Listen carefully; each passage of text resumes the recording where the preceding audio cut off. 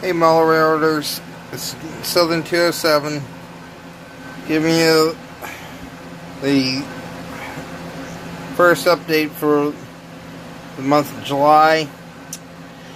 Friday the 6th is when that surgery is, so I'm going to try and do a few update videos during this coming week. And then once I'm able to talk, I'll be able to be back on doing the updates again. If it's not too hot out here and I'm not in too much pain, I'll probably come out and at least work on this for a few hours a night. But as far as giving you guys a little bit of an update on what I've been working on, I've actually started some scenery. Even though right now it's technically in base coat, it's still coming. And yes, you can actually see the plywood again. I had to go back through, unfortunately, from the last video when I posted about the mold. From there all the way to that corner. It's all got white paint behind it, and as you can see, I'm in the process of recontouring the foam. I'm using 1-inch foam, but what I'm doing to stretch it, and this is a tip for you guys on budgets. You see how I cut it into thin strips? You don't need anything back here really, other than right up here where the top is going to be. You just make yourself a little strip that goes along back there. It's enough for your next piece of foam to rest on. But this is another little trick here. This is a tortoise switch machine, and I have it hooked up in a little bit different format than what everybody's used to. I'm trying to get this in such a way you guys can see it. The motor is upside down right now. The way it got linked, this is actually an old paper clip. Case in point, we use what we have. Well, I got a hole. This is a Pico turnout, which they have the holes already pre-drilled right there on the throw bar. So what I did was I connected that, made up the wire, and then took the throw rod and bent it into a little J. And now, mind you, what I'm about to do is highly recommended not to do, but if you do it gently, you can do it. As you can see,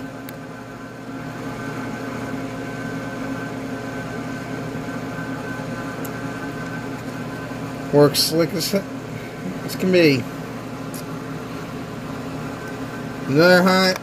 One thing I do highly recommend, if you use styrofoam or foam for your scenery construction, these are little lifesavers. You can pick them up at Walmart or any other craft store that sells fabric. They're called T-pins. Yes, Whittle & Sinks sells them too, but you don't want to pay out the nose for their cost. But as far as what's going on, as you can see, I have been very busy again. I got that whole yard, all the track in it, finally clean, which it was a nightmare to see. And I'm also starting the real fun task of installing ties. And yes, balsa. And I hand cut every last one of these. All these. And everything that you see up through there, it's currently in place. I still have work to do up there. And as far as the line going across, I still have a Cato bridge, and I got a couple of abutments, but I have to make a mold, which will be in a future video, on going across this little valley, which I finally determined what I'm going to use this track for. It's going to be an interchange track from my railroad going to any other railroad, which as of right now, Mike and a few others, which if anybody else wants to do an interchange service with my layout, just let me know, because these tracks are easy to install. And the best part, universal industry. Any car can go there.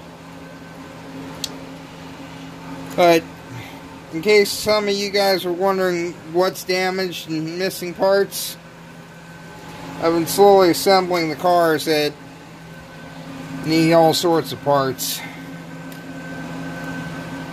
This car here is a Microtrains car that I was in the process of converting to body mounts. This is one of the old kit cars, as you can tell by the classic die-cast floor. And that's what separates Microtrains from the rest, is the detail on the underframes. Well, detail in general. But I need a set of trucks, or quite a few trucks, and the pins for them, for both Atlas, Microtrain, and just a little bit of a mix of everything. I mean, I've even got some Athearn cars, which this one here I might just turn into a scrap load. Pretty much any of the cars that are laying on their undersides are the ones I need, or on the sides, are the ones I need parts for. Unfortunately, this one here, it's a 40-foot box car and I need a floor for. Yeah, a lot of this was stuff that my father-in-law damaged. That's one I could actually put back on the layout. That car might look like it's fine, but you can see, this is one I've shown in a previous video on how bad the damage was. But just so you guys know, this is not me asking for help. I'm just saying if you have it, and right now I could use all the spare trucks I can get my hands on. I've still got more cars still in my car box to get back, which any of you who have access to Shapeways, if you want to send me an early birthday present, I need there's a pilot for the Y6 series engines. The Y6, well, the Y series engines, which range from 1 all the way through 7, which unfortunately was never materialized, which the way the 7 would have been, basically imagine Norfolk and Western's take on a big boy. That's essentially what the 7 would have been, Y7 would have been. But I'm mainly in need of the pilot here, with provisions for an operating coupler, which the one from Shapeways does have. That's the one I'm trying to get a hold of. Another thing that will be still on the back burner, I have to get some more Microtrain trucks, or if somebody out there has them, I'll even take Model Power trucks, or hell, even Bachmann trucks right now for some of these cars. And these are old Rear Rossi ones here. I got Rear Rossi, Concord, and the 2 or 3 Atlas cars, and 1 or 2 Model Power. That's one right there. Which, so everybody knows, for future reference, on the Southern paint schemes, the Crescent Limited was only done for a 2-year period. And that was back when Henry S. Truman was still in office. That should give you an idea. The rest of the time, it just had Southern right across where it shows Crescent Limited. That's another one of the cars I gotta get around, or things I gotta get around to fixing as time and money permit.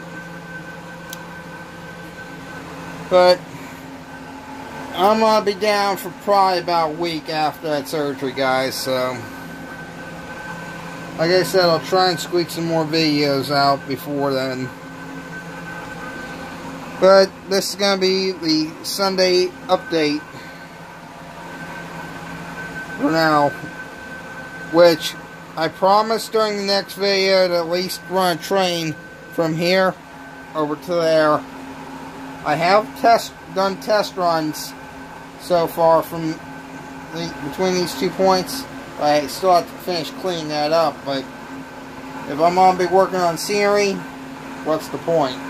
Because it's going to get messy, especially when I break out the shore foam tool. So I still have that to do all through here yet. Ugh. Oh well. Just keeps us busy, doesn't it, guys? And girls. Another thing I'm also on the lookout for, if anybody has access to miniature cam motors that'll fit in these little Bachmann tanker, dock engines, I got a pair of them here, as well as several 060s that I'd like to convert over. Case in point, there's a tender for one of them. Or just in general, if you have an oddball engine you can't use, which currently I'm looking for a Atlas 040, in which honestly, if somebody has one that's missing a tender, this one I will sell if the price is right. It's already got a Microtrain 1015 coupler mounted on it at the correct height. And as you can see, I have upgraded the wheels from factory on the rear truck. Those are our Fox Valley metal wheel sets. When I upgrade stuff, guys, and resell it, you're not getting junk from me. I'm giving you what your money's worth.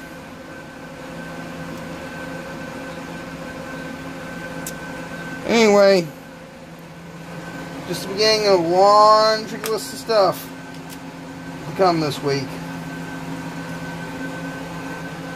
Anyway, Southern 207 out.